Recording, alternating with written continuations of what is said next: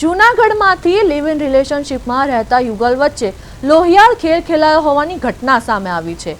અહીં ભોલા સોલંકી નામના યુવકે પોતાની સાથે રહેતી જ્યોતિ નામની યુવતી પર સોપારી ખાવાની સામાન્ય બાબતમાં ગુસ્સામાં આવીને જીવલેણ હુમલો કર્યો હતો અને અગાઉ સોપારી નહીં ખાવાની કસમ લીધી હોવા છતાં જ્યોતિએ સોપારી ખાતા વિવાદ વકર્યો હતો।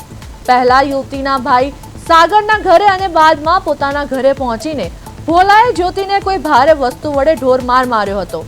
ગંભીર હાલતમાં જ્યોતિને વધુ સારવાર માટે રાજકોટની હોસ્પિટલ ખસેડવામાં આવી હતી, જ્યાં સારવાર દરમિયાન તેનું મોત નીપજ્યું છે। આ ઘટનાને પગલે સમગ્ર પંથકમાં ચકચાર મચી ગઈ છે। યુવતીના મોત બાદ પોલીસે અગાઉ નોંધાયેલા મારપીટના ગુનાને હવે હત્યાની કલમ હેઠળ નોંધીને આરોપી ભોલા સોલંકીની અટકાયત કરી લીધી છે અને એક સામાન્ય કસમ તૂટવાનો વિવાદ આખરે જીવલેણ સાબિત થતા ચર્ચા જાગી છે।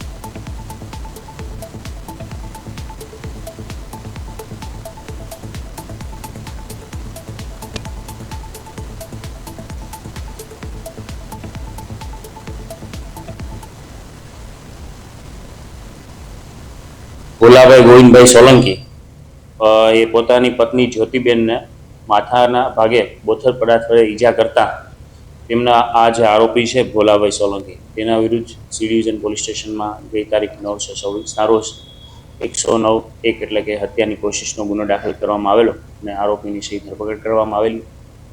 આ આરોપી ભોલા ગોવિંદભાઈ સોલંકી જે છે તેને તેની પત્ની સાથે માથાકૂટ થતાં તેને શરીરે આડેધડ